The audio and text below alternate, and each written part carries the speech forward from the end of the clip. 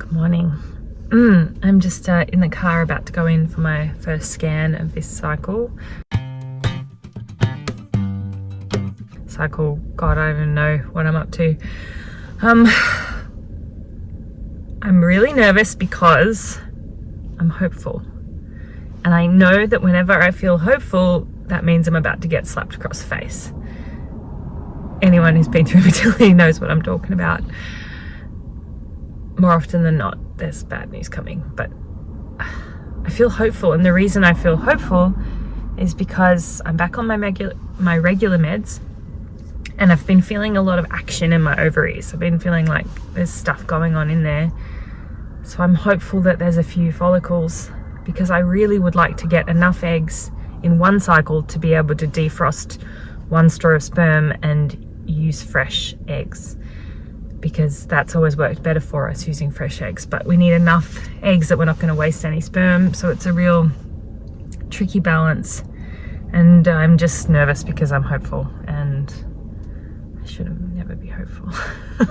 It's funny, I'm quite a positive person. We're both very positive people, but we've learnt through this process that, you know, expect a little, be hopeful enough to keep you going, but not enough that you get your hopes dashed. It's a very tricky balance. Everything has got to be in balance. So I hate the first scan of the cycle as well, because up until like day 9, when you have your first scan, you can imagine that things are going to go well. And like last month I got 1 egg, but then a couple months before that I got 9. So I'm hopeful that now that I'm back on the same meds I was on when I got the 9, that this one's going to be okay. Because the first hurdle is just getting the eggs, and then there's so many more hurdles we have to clear after that. But if we could just get past the first hurdle, that'd be great. And I also have to have my Emma and Alice endometrio test this month. So there's a lot going on this month. We just keep going with just enough hope to keep you going. All right, fingers crossed, wish me luck. Okay, here we go. A couple more seconds of feeling hopeful, and then we're going to see what is in there. Okay, that was a roller coaster. So first of all, we go in and have a look at my right ovary, which was basically dormant last month, and it has 6 follicles on it. 3 of them are measuring around 11, 4th is measuring around 10, and then 2 tiny ones. So I'm like, awesome, oh my god, my bad ovary is doing 6. And then we went over to look at the other ovary, and I'm like, this one will be fine. Nothing there. So I've got 1 ovary going at a time at the moment, which is new, but that's kind of what happened last month. But at least I've got a few follicles to work with this month. So yeah, I definitely think I was right to be hopeful. So take it as a win, although that second ovary doing nothing was a little bit surprising, but maybe it'll pick up in the next couple of days. I'm being joined by someone from my car update. Yeah. Welcome back to the video. Yeah. So that scan was a bit of a roller coaster. Pretty wild. So I definitely have been feeling more going on because of the meds. And when we went in and she had a look at my right ovary first, I normally look at my left ovary first. There's 6 follicles on there, 4 of them in good shape. 4 of them, I think 4 of them will be. Yes, hello. Yeah. Hello. 4 of them. And then I was like, great, so the meds are working. Went over to the other side, nothing. So that was my left side was the one that produced last month, and now it seems my right side's producing this month. So, but I think it's still pretty good, because I think we've got 4 that'll definitely produce eggs. Maybe 2 or 3. Yeah.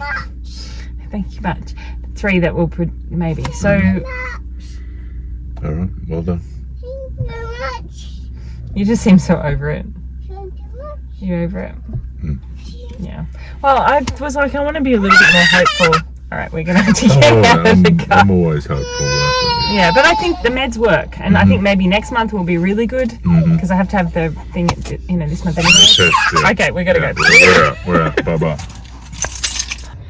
Time for my second scan of this. So, like, I'm really hoping that things still look really good, maybe even better. This could be a good one for me. So just hope that things are continuing. I definitely feel a lot going on in my tummy. So I hope that the meds are working, but we'll see. Okay guys, it's good. So it's good for me. So my left follicle is doing nothing, absolutely nothing. My right follicle now has 5. So one's at 17, 3 at 15, 1 at 13 or 14, and then one at 7. Excuse me. Just lying down, so I'm like, whew. But that's exciting, right? That's something that we can work with. I'm going to talk to the embryologist and see if maybe we should defrost some sperm this month, which is exciting to me. It always feels like we're spinning our wheels, not moving forward. So it's exciting to think that we might take a step forward this month, and you know, probably 2 steps back, but step forward is still fun. So I'm making myself film this morning because I feel and look terrible. And I wanted to show what it's really like. This is the real face of IVF. I'm just exhausted. This is pushing my body to the limit. I'm going in for my 3rd scan of this cycle. It's cycle number 9 back to back in a row. I'm exhausted. Just trying to keep this all going while trying to keep regular life going is just, it's absolutely ludicrous. Like, we can't even... Just regarding breastfeeding, obviously, again, I'm just so grateful that we have a child. And it is challenging because I find that towards the end of my cycles, my milk supply changes or drops, and that causes my daughter not to sleep very well, which means I don't sleep very well, which means I'm exhausted right before I go in for surgery. And I'm trying to take care of myself because I'm trying to, you know, look after my egg quality, and it's just so many conflicting priorities. And you just, like, right now I have a mountain of work I have to do, but instead I'm showing up to the clinic for another scan, as I've done 3 times already. And yeah, I'm not complaining. I always come back to the fact that we're lucky to have this technology. I'm just saying that it's hard, as many things in life are. It's just really hard to balance this, and it's one of the things I think particularly hard about it is it's all behind closed doors. It's quite hard to have other people understand, you know, what help could help. Because in the end, no one but my body can do this. So, which in our case is even more ironic since, you know, our challenge started with male factor. But, you know, John's there doing his best behind the scenes as well. So we just have to keep fighting. So that's what we're doing. So I'm going to go and have another scan. Hopefully things continuing to look good. Yeah. I think that's all. I'm too tired. I don't even know. Okay, time for a scan. Okay, standing up video now. I just had my scan. Everything looks really good. It's interesting, the 2 largest ones have really shot away, and some of the medium ones have stayed the way that they are. So I think they've kind of the big ones have sucked up the meds. But I mean, I don't even recognize my ovary. They look like it looks like somebody else's. One of them is doing nothing, one of them is doing everything. So who knows? Good news is I think I'll trigger tonight, which is good because I'm exhausted. I can't do more days of this, so hopefully we'll trigger tonight, and I'll be in for surgery in 2 days. So good morning. So I'm just up at 5:30 in the morning, going to the hospital. Oh, I gotta go. That was just my Uber driver confirming. It's kind of amazing to think all these people are getting up early so that we can have our surgery. All the nurses and the doctors and the Uber drivers. Here we are again. It's just like, oh, such a habit coming to this place and doing this. I just left my phone in the Uber, which is really not like me. I must be a little bit distracted. I'm really hopeful for today. I don't know. Maybe it'll be a good day. All right, got my mask. Here we go. The nurse was so sweet. She's showing me everything, their disposable underwear, how everything goes, and I just couldn't stand. I just said, this is my 21st time. You don't have to do all of that for me. And she just laughed. So I'm just trying to save some people time. But I mean, it's sometimes I'm just like, oh yeah, thank you. You know, when they're explaining things, and other times I'm like, yep, we're good. Let's go. Let's go.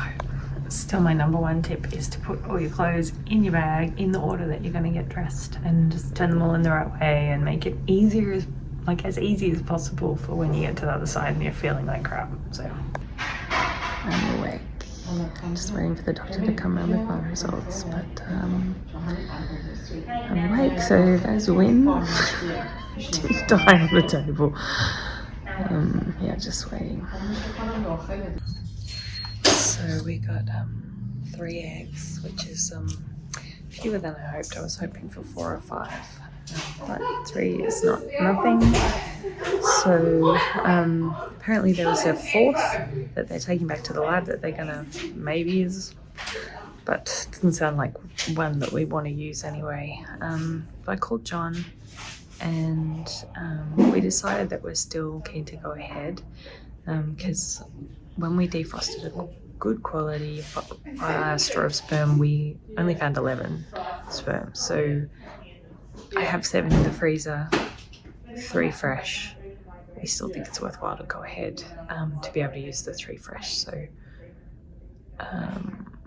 yeah, we're still going for it. And when we're talking such small numbers, you know, 1 or 2 makes a difference, but just hoping there's some quality in there. So we're just waiting to hear from the embryologist for the next update. Guys, I just found out something amazing. So I've always wondered what happens to the disposable underwear when you're under, and I now have confirmation. So I found this underneath me. It's the underwear cut at the sides. So if you've ever wondered what happens, that's what happens to it. They snip it and then they get rid of it. But obviously I was lying on it or something, so they left it today. So, oh, sorry, the camera's shaking. I'm shivering post-op. I'm a bit emotional. It's so quick. I really appreciate the embryologist gave me a call and just said 2 of the eggs don't look that great.